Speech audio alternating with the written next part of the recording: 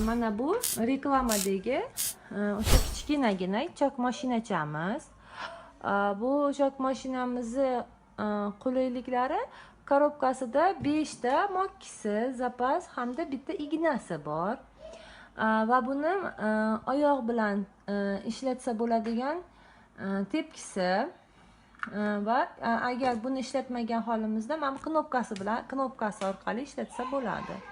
Mana yana buni elektr tarmog'i orqali yoki bo'lmasam batareya orqali ham ishlatsa bo'ladi.